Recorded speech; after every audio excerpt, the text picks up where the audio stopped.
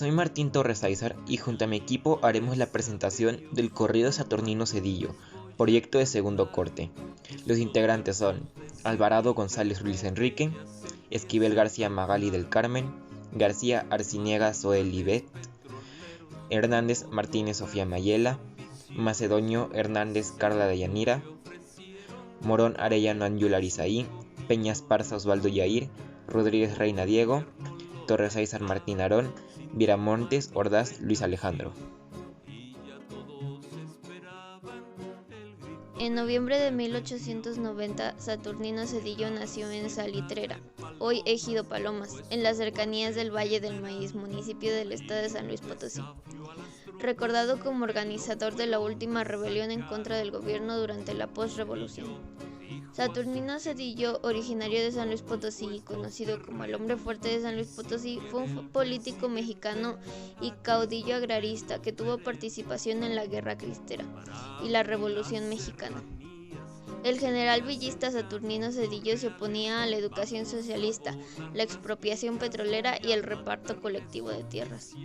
Fue el creador de la CNC, Confederación Nacional Campesina, junto con el profesor Garciano Sánchez Romo. La familia de Cedillo era dueña de una finca rústica. Solían tener conflictos con los terratenientes de las haciendas Cabeza de Toro, Angostura y Montebello. Esto ocasionó una razón de gran peso para incorporarse a las filas maderistas. Ya que las condiciones de trabajo no cambiaron de forma rápida y radical, como esperaban los Cedillos y sus seguidores en el gobierno de Francisco Madero, en 1912 Saturnino y sus hermanos se levantaron y tomaron la estación de Las Tablas y se apoderaron del Valle del Maíz, poniendo en alerta al gobierno federal.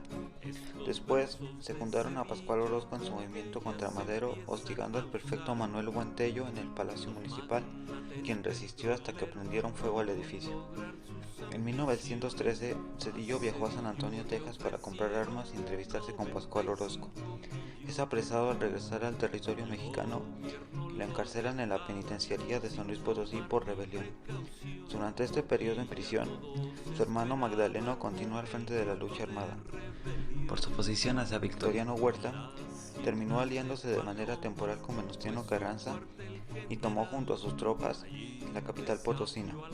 Saturnino junto a sus hermanos deciden adherirse a la facción villista durante la Soberana Convención de Aguascalientes. Esto sucede a finales de 1914. Sus dos hermanos resultaron muertos en combate durante esos años, pero el general Saturnino mantuvo la lucha hasta 1920, cuando se unió a las tropas del Plan de Agua Prieta, en el que no se reconoce a Carranza como presidente. En el contexto de lo que respecta a su participación en la Revolución Mexicana, el general Cedillo es recordado como el organizador de la última rebelión gubernamental después de la Revolución. En mayo de 1938 declaró su oposición a la educación socialista, la expropiación petrolera y el desarrollo de la distribución colectiva, por lo que renunció a la Secretaría de Agricultura del gobierno cardenista y empuñó un arma en San Luis Potosí. Cedillo había estado al frente de la revolución desde su participación en el movimiento revolucionario hasta desempeñar un papel de liderazgo en la guerra contra los cristeros. El Senado lo reconoció y le otorgó el grado de mayor general.